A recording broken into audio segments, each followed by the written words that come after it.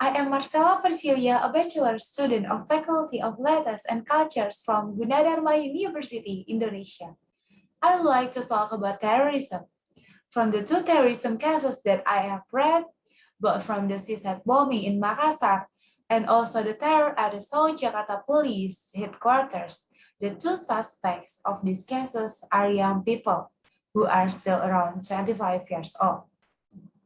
Terrorism researchers also said that many young people were caught in terrorist groups via the internet and were given a shortcut to heaven if they carried out a suicide bombing.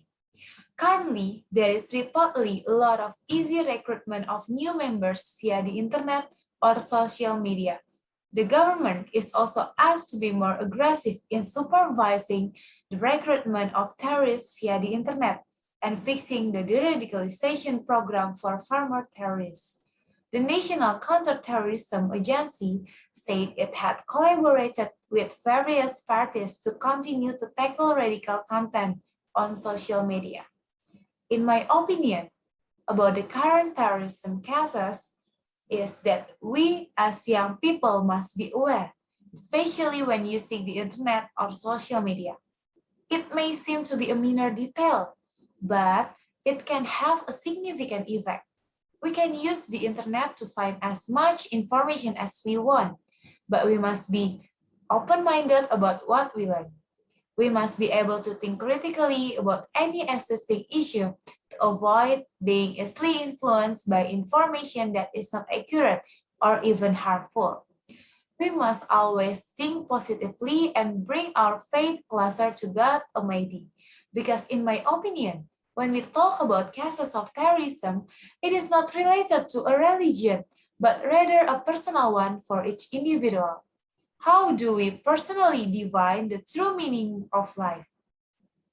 And the lack of understanding the true meaning of life can be rooted in many factors, such as due to lack of education, low education, broken families, dissatisfaction with oneself or others, disappointment with religion, frustration with life, mental disorder, limited economy, losing loved ones, never getting recognition and appreciation, high pressure, and so on. This all causes an accumulation that threatens his or her survival and makes him or her vulnerable to bad viruses in life, such as the causes of terrorism in this case. And the best way to prevent or even eliminate terrorism and associated movement is the culture of love.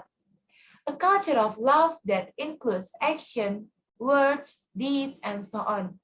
When a person knows that you are loved, he or she feels owned and has a sense of worth over his or her life. He or she would be stronger of living life and less susceptible to doctrines that are not by the truth, such as the doctrine of terrorism, for example. So the conclusion, we as the millennial generation must always think critically to manage all incoming issues. And the best thing we can do in life is to keep our hearts and minds so that we are not easily influenced or provoked by doctrines that cannot be verified.